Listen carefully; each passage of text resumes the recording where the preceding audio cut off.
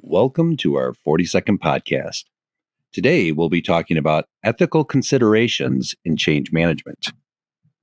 What's the one thing you can do now to make sure you don't lose your soul when implementing a change? Keep listening to find out. Welcome to Harmonious Workplaces, a podcast about corporate culture, organizational change management, and workplace behavior. Harmonious Workplaces was started by independent consultants Rich Cruz, Ben Kleinman, and Cheryl Volpe to explore, challenge, and build on various organizational culture and change management concepts. It's a blend of theory and practice based on their personal and professional experiences working with companies of all sizes across various industries. If you own a business, lead a team, want new ideas about the corporate environment, or just want to listen to a group of consultants talking about how to make work more enjoyable, we invite you to sit back, relax, and dive in with us to Harmonious Workplaces.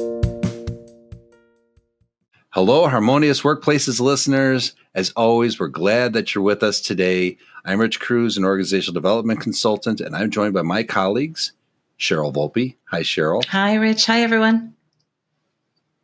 And Ben Kleinman. Hey, everyone. And today we are going to be talking about ethics. Oh, ethics. We hear about this so much, right? In business and academia. Or politics. And politics. At home. And everything. At home. And home. For sure. But we're focused on making workplaces more harmonious. So maybe that's right. That's a good lens to keep our conversation. Absolutely. Focused. Keeps us safe. Yeah. Keeps us safe. That's right. Safe-ish. And most of the time. Safe enough. Great podcast topic. When is safe enough? What is safe enough? Yeah, that's actually. So we talked, and Cheryl, I love that you keep us grounded in psychological safety. But what is safe enough? And Sure. Can you ever have too much psychological safety? Sure. And how does that definition change as pressure increases or stress or outside circumstances or unexpected circumstances? Right. Or as social mores change? Yeah. Mm-hmm. Right. Wow. Mm-hmm. Okay. So we've just teed up another 2 or 3 podcasts. I love it. That's fantastic. That's perfect. Yeah. Can't wait for next year. Okay. So for today, lots of stuff. Yeah. We're talking about ethics, and specifically ethics as related to change and change management, org development, things like that, right? Absolutely. Yep. Okay.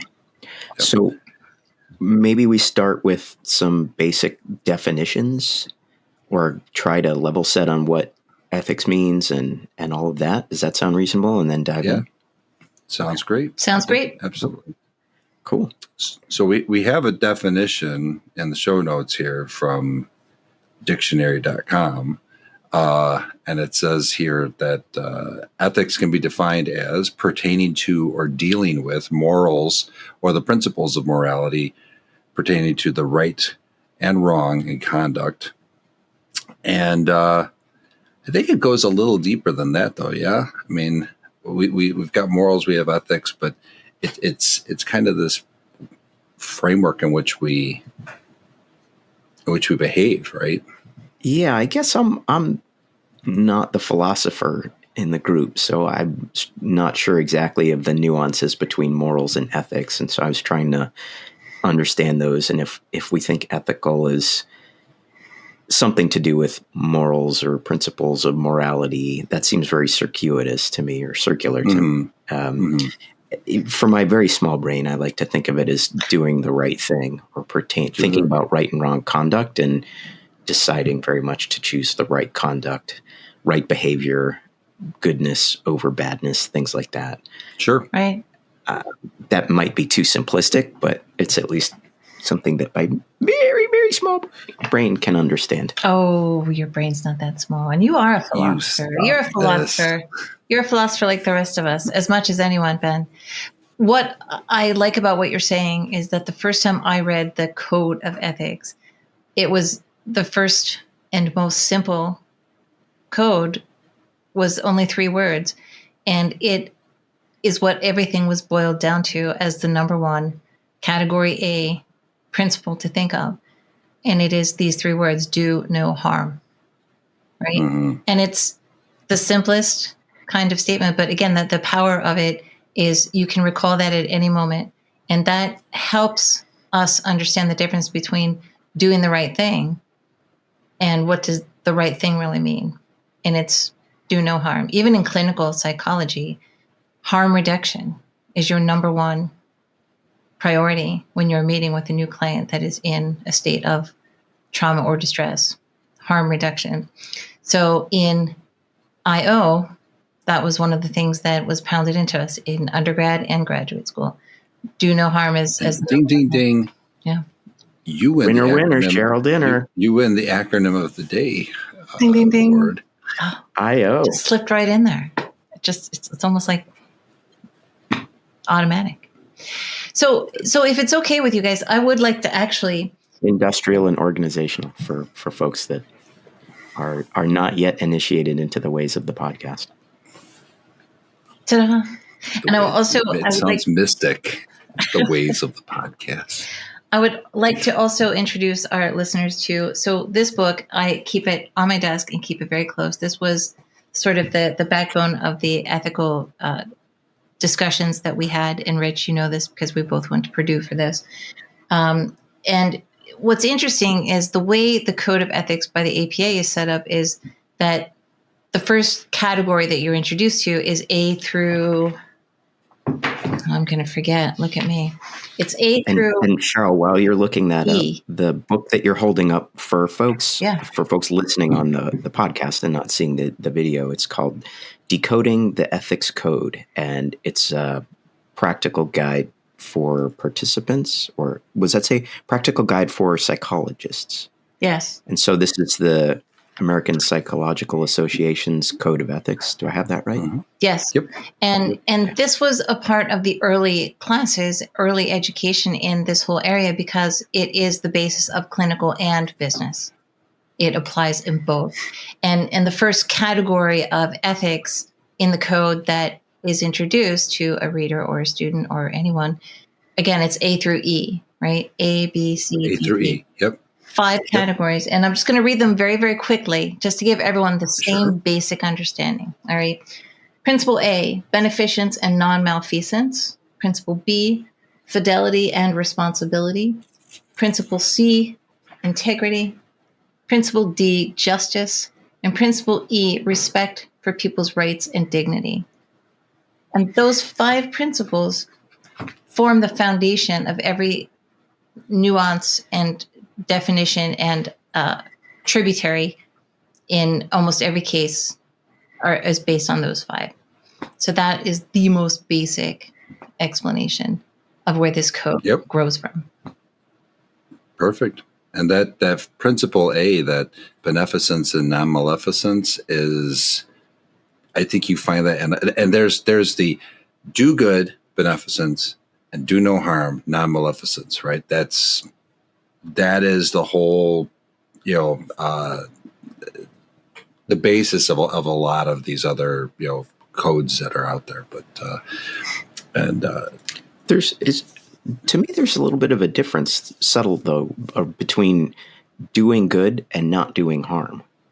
And there's almost like, and I don't know if it matters for our discussion today, and it may be that's getting into too many weeds, but I'm wondering if I think about some of the change curves that we've talked about and adoption of change curves that we've talked about, if we think of doing no harm almost as someone who's kind of in the middle of that adoption curve. They're not actively destroying a change initiative. They're not sandbagging a change initiative, but they're not exactly going out and championing, and they're not exactly beating the drum for why this change might be such a good thing. And that might be as opposed to people who are doing good in the ethical sense, and people who are front and center championing the change, saying why this is such a good thing, really leading that charge, driving that adoption curve forward. And so I wonder if there's some parallels there that might be helpful for people to think about. Sure. Yeah. Well, I think I have a friend of mine, a colleague, Bruce Weinstein, the ethics guy. And you got a guy. I got a guy. I guess in Chicago, we always got a guy, right? So, but Bruce, he's a Forbes contributor. He's a speaker and all that, and he has 5 principles himself, right? That he publishes. He's got a book, and he has plenty of writing out there. But I think he agrees with you, Ben, that he actually splits that up into do no harm, make things better, respect others, be fair, and care. Now, some of these, it's interesting that like some of those are wrapped into each other in the APA code of ethics and other ones, but he does make the distinction between, do no harm, being accountable to your actions, and, avoiding situations where somebody's going to receive punishment or in some way getting hurt.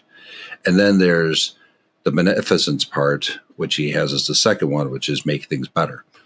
So always trying to improve.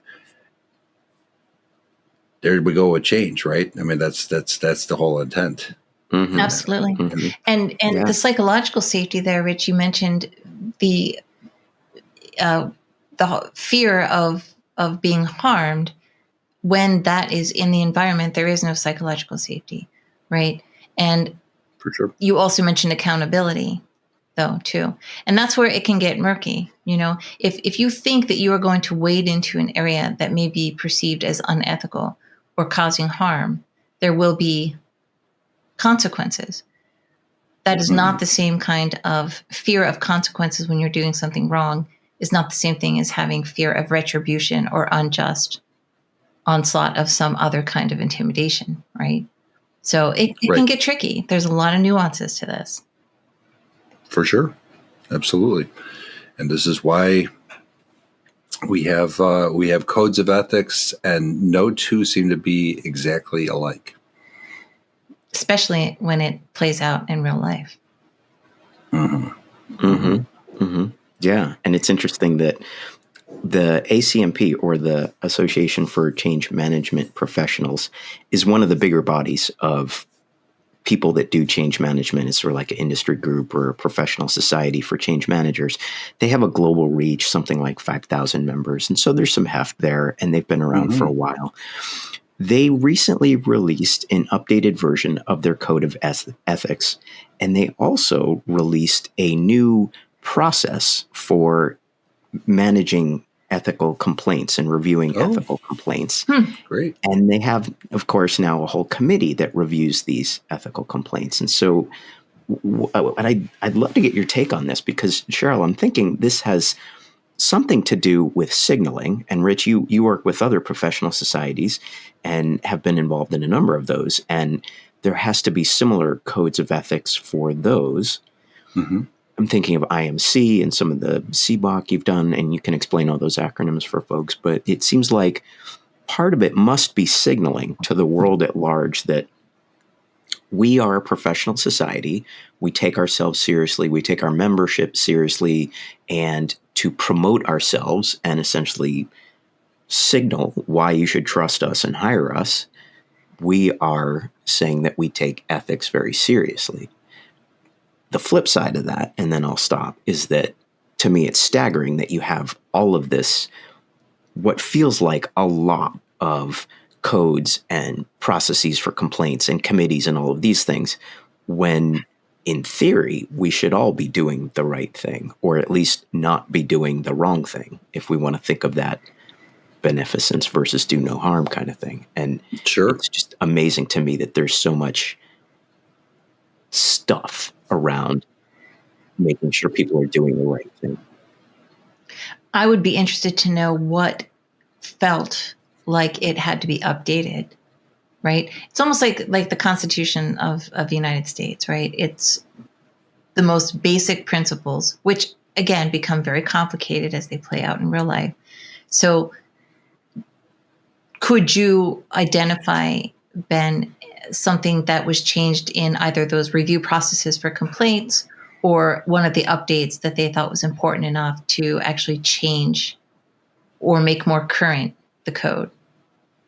It's a great question, and I don't know. I haven't dug into it enough to know what was updated versus what was left the same. Sure.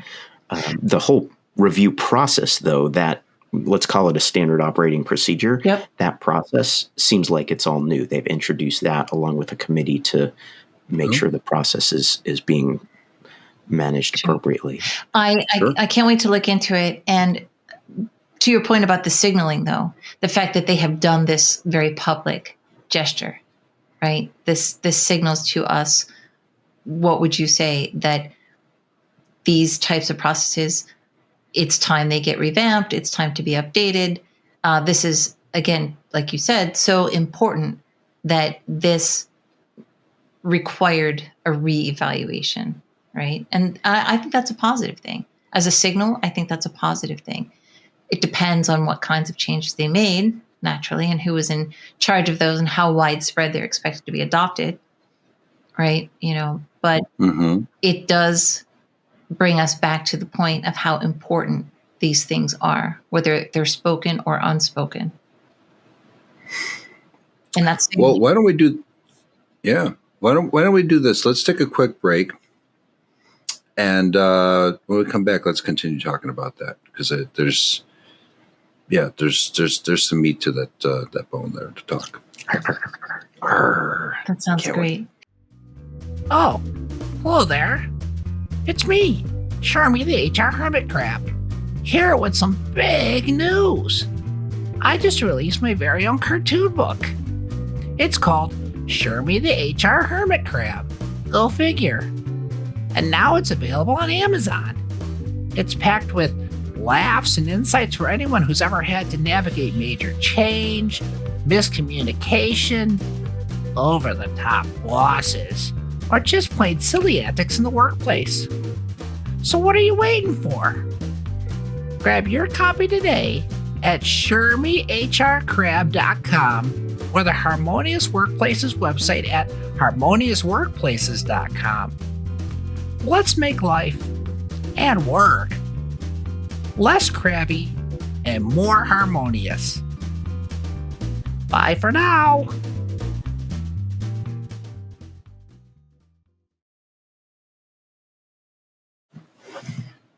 And we're back. So we have been talking about ethics in change management, and just kind of continuing our conversation about some of these associations that we belong to. And Cheryl, you brought a pretty interesting little artifact from the break here. What's that on your head? This is a cap that came from a company in South Philly. And I bought this for several of the other women on the crew when we were shooting our last season at the Is that right? Rittenhouse Filmworks. Wow! So you had a whole crew, a film crew, and everybody was wearing "Do No Harm" knit caps. Knit caps, yeah. It was mainly just me and two other women, and we felt like it was a subtle reminder under extremely stressful situations. Talk about signaling. Boy, that's amazing. That's amazing. And it was ethical, standing in solidarity for. That's great. Yeah, and that's very cool. We supported our local shop. I'll have to put in the show notes the shop. It's a great shop. They have lots of cool stuff. So I felt especially drawn to this because of our background in our studies. And it's funny, speaking of signaling, that a hip South Philly shop would think that this was something interesting to put on some hip little swag, right? Absolutely. Yeah. As opposed to a crowbar that says "Do harm." As opposed to, a stick of dynamite or, a block of concrete. Well, isn't that interesting though? Like it's from ACMP to APA to I belong to IMC USA, which is the Institute of Management Consultants, and it's like this is to have a code of ethics is a differentiator to them. Even though we should all be like abiding by, some set of principles like this, you wearing this, this hat differentiates you from what the rest of the film crews that are out there, because they're not telling everybody, hey, look, do no harm, right? It's just interesting, like, what's that all about? Well, like, how is it that, like, we should be working in these frameworks, and it seems like it should be ingrained in us, and yet we have to put out there that we are abiding by, these ethical principles, and being, moral, and frankly just being nice humans to each other. Well, the moral aspect does take it in a different direction, in my opinion. But everything up to that point, Rich and Ben, think about, even the name of our company is based on this idea, right? This concept. Sure. That you can work in harmony, that there is there is a culture that we should aspire to,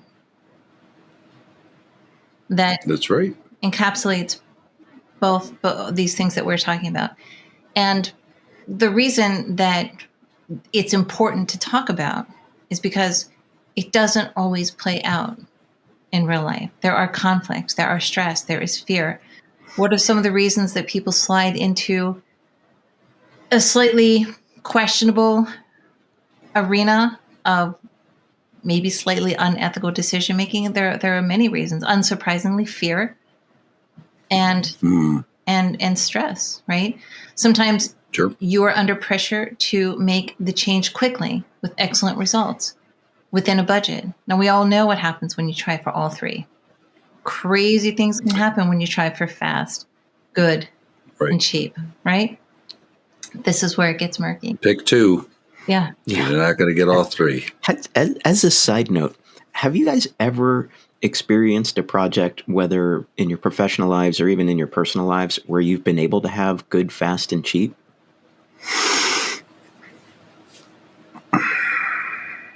We've been living it, honestly, Ben.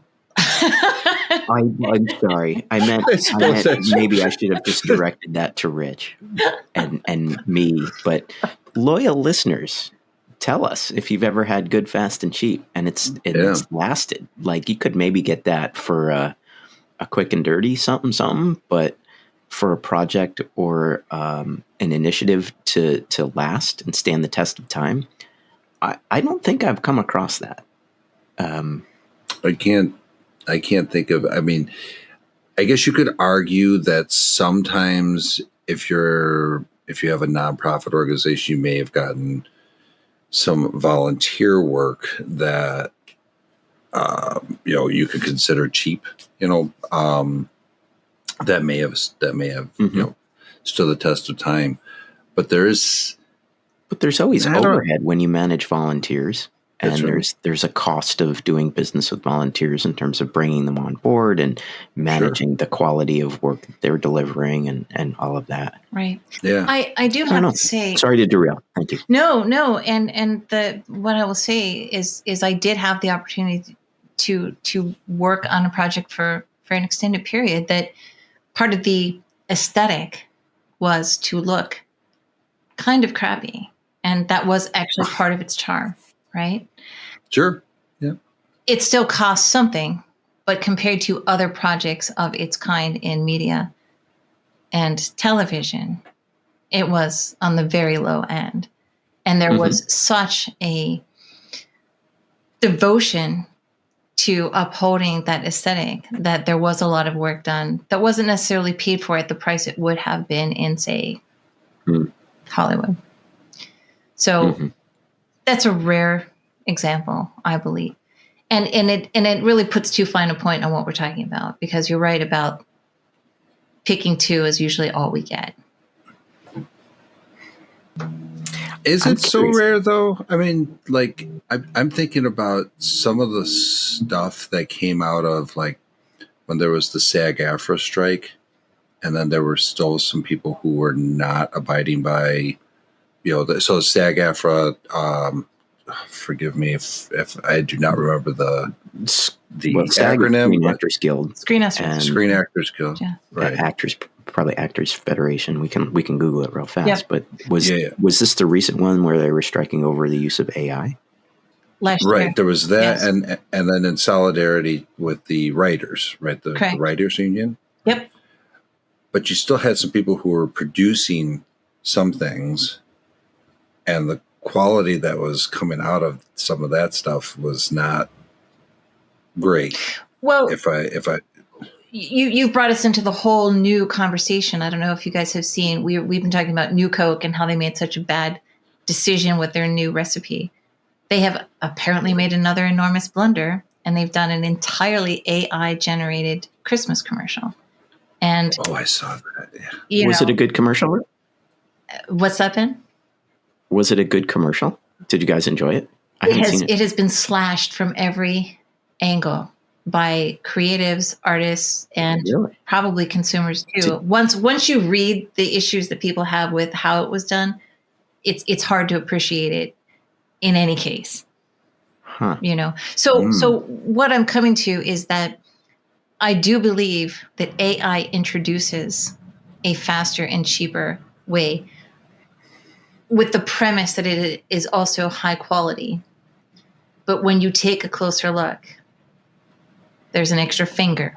The wheels on the truck don't move. It's like, where is your standard for what is quality? Right? That's true. And there's all sorts of underlying ethical conversations happening right now about how AI became enabled to do what it does, and what about all of that information that was dumped into it to train it, and were all of those people and contributors over time compensated, attributed, justly identified. So it is ethically fraught with conflict and discussion right now. But with the advent of AI, since you mentioned the strikes, that was an enormous part of the reason those strikes happened. Right. So it's a different kind of discussion, and it's a huge one. And I know it's not where we wanted to go on this podcast, but I don't know why it just. One of these things that just popped into my head. In this framework, it has to be mentioned. We'd be remiss if we didn't mention it. So those things are all true, and that arc of fascination with AI, it's another podcast, I'm sure, but it might be leveling off as people take a closer look to what it is in fact producing. Oh, that was fast. This looks really great. Oh, maybe we need all three. Yeah.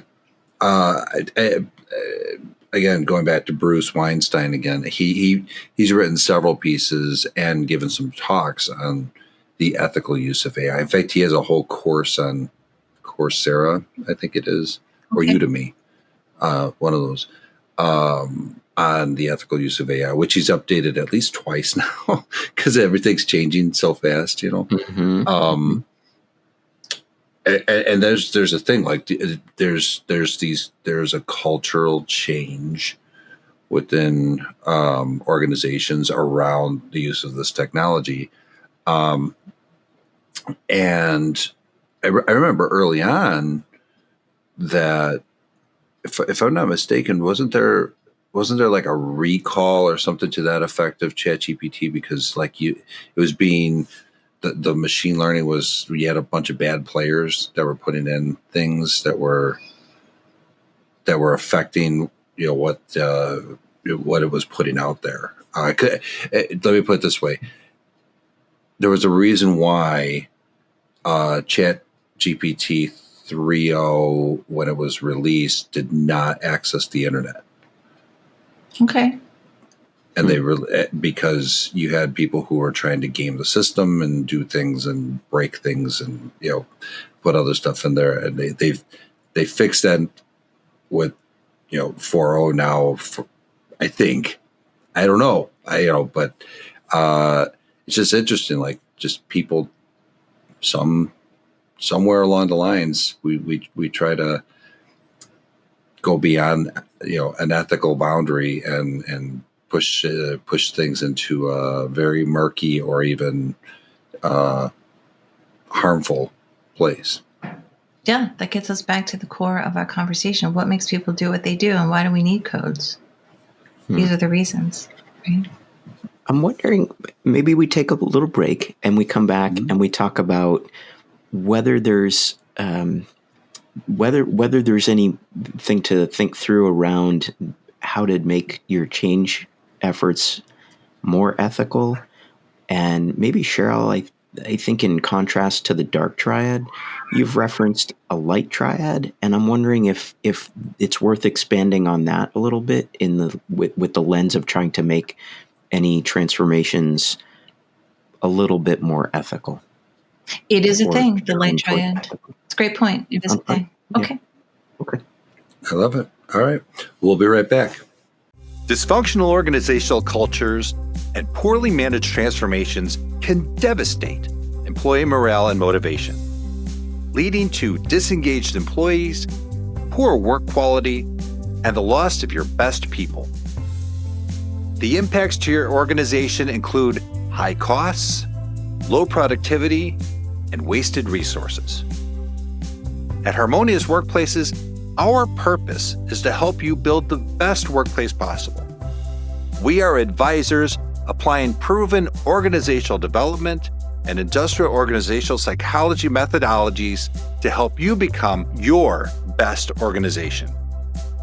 We are doers, using time-tested principles to help you execute organizational change initiatives smoothly and successfully. To discover how Harmonious Workplaces can impact your organization, visit www.harmoniousworkplaces.com and book a free 30-minute information session with one of our consultants today. Again, that's www.harmoniousworkplaces.com.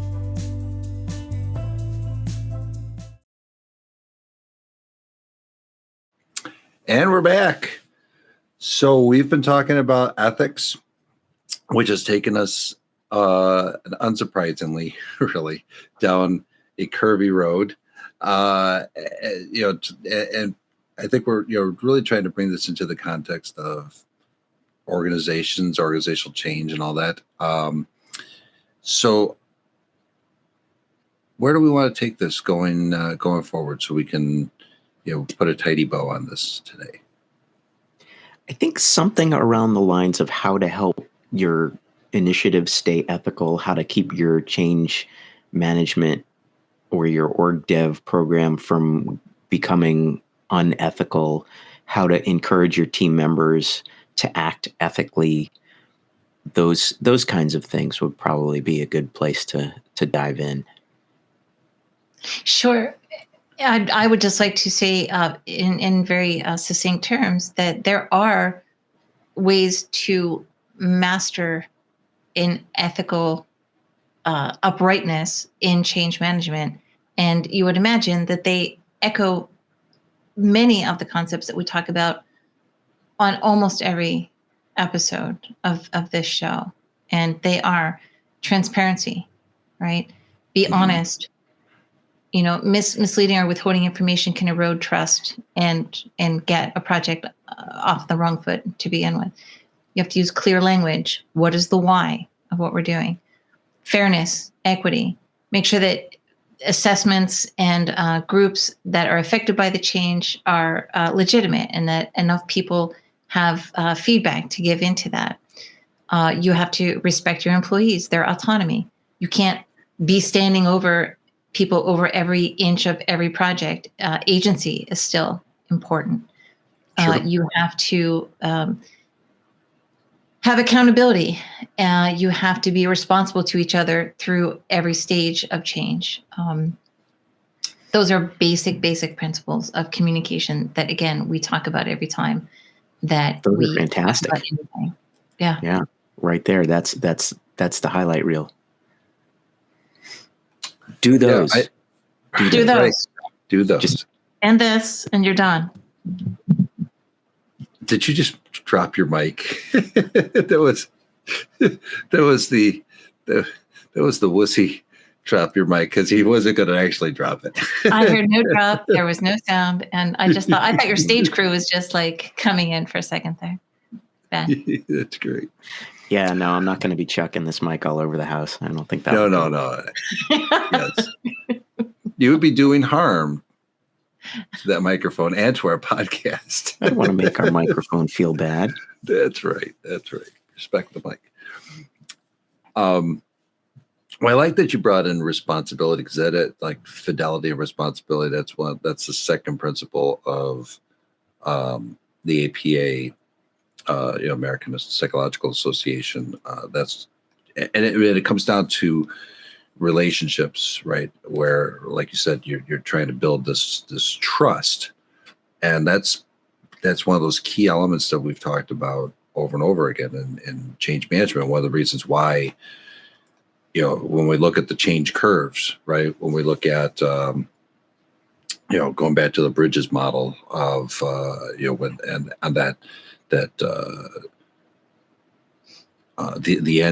end of the status quo, right?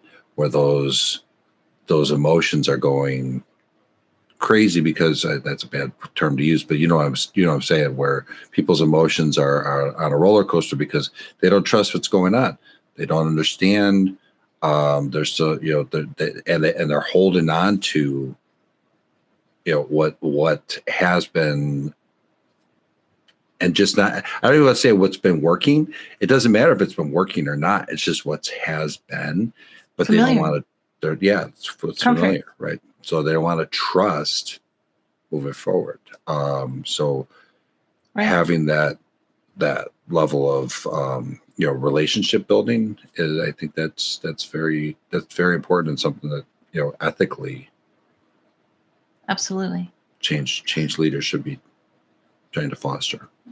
I want to touch on one other thing related to that, and Ben, I know you want to add to that too. But when you talk about accountability, there is a whole nother layer to ethics that we haven't even touched on, and it is what we have said in the past gives HR a bad name, in that HR is not your friend.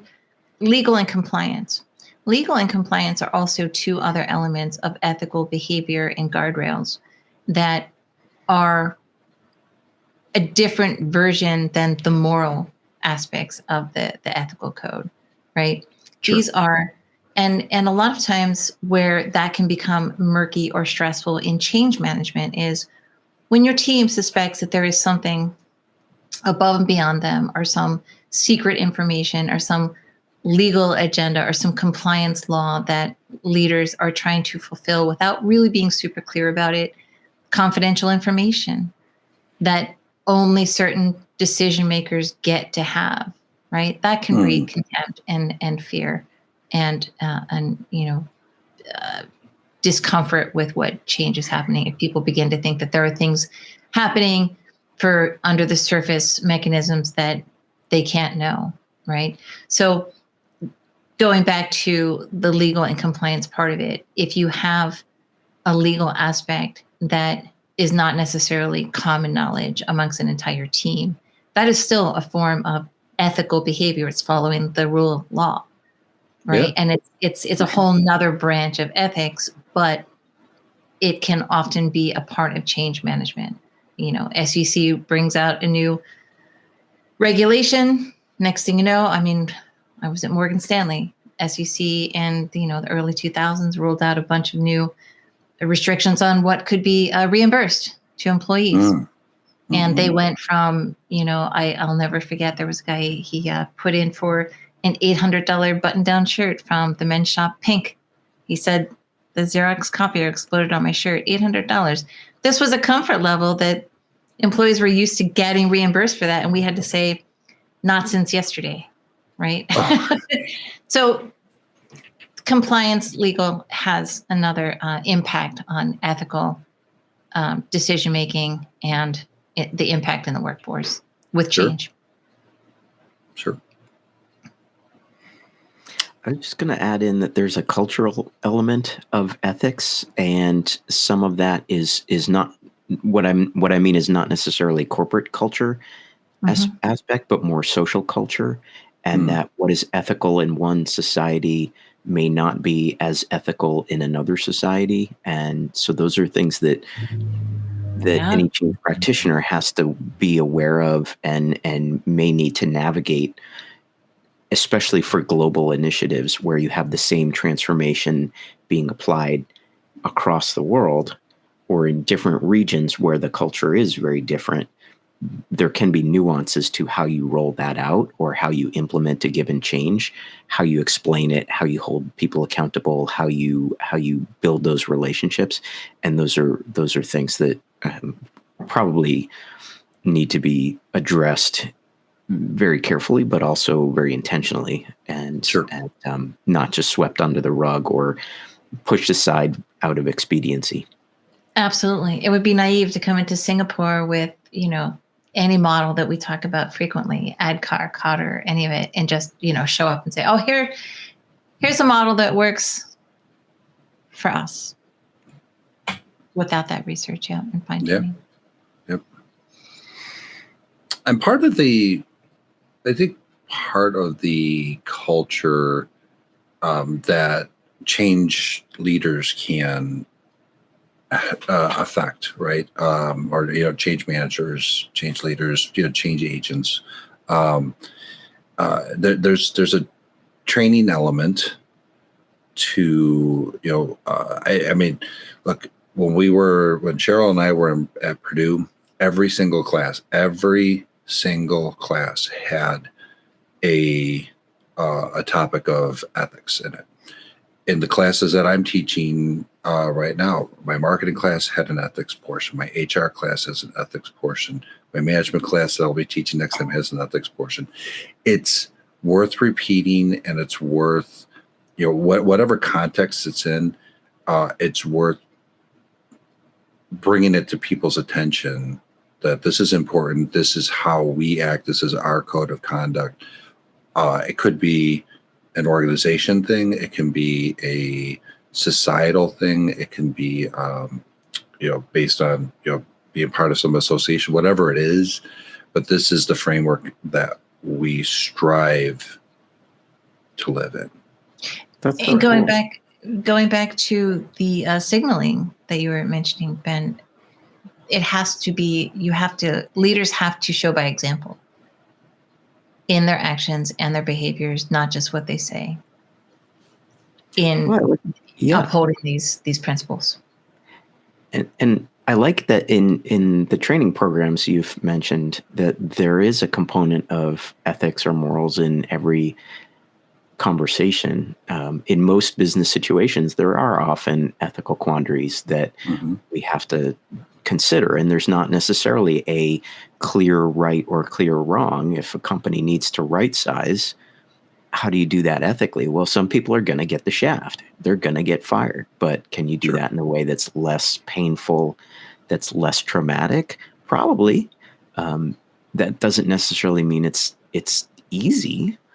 Right. But I like that your training programs are introducing that on a regular cadence or as a part of every lesson, so that it's clear that these are things that people do need to be thinking about and do need to be very conscious of, regardless of their instance of whatever they're doing. Yeah. Keeps the humanity in the conversation. Yeah. Go ahead, Rich. Well, I was just going to say, just in reflecting on that, in my earlier days of management, in my earlier days of even going through my MBA, I don't recall it being, and that would have been like early 2000s, right? I don't recall it being as prevalent as, and it could just be me. Maybe I wasn't paying attention back then. I don't think it was you. My experience during that era, ethics was not the number one priority in just about any work I was expected to do or managing. it may have been just American culture at that time. I think we were coming to the .com era. It was like the fervor. There was grabbing hands were grabbing all they could grab. That is a Depeche Mode song. That's what I remember from that era. You don't think of the 1980s and ethics in the same sentence.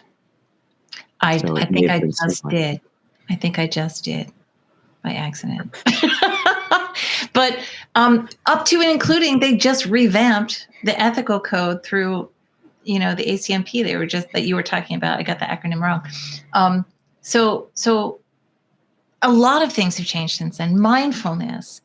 I think mental health being okay to talk about. Everyone's in some kind of therapy. Everyone's recovering from something. This is in the culture now. So I think maybe as a natural evolution, do no harm and a concern for ethical boundaries has also reached a new level of awareness. Yeah. Well, let's keep the conversation going, folks, with ethics. But our conversation today is drawing to a conclusion. Cheesily done, my friend. That was very cheesy, wasn't it? But effective. Effective. Oh, well, thanks, folks. Thanks for joining us today, all you listeners. Thank you, Ben and Cheryl, for I just love talking to you both, and it's especially about stuff like this. This is why we come together, So the feeling is mutual. Thank you, Rich. Awesome. Thank you, Ben. Well, until next time, friends, make change your friend.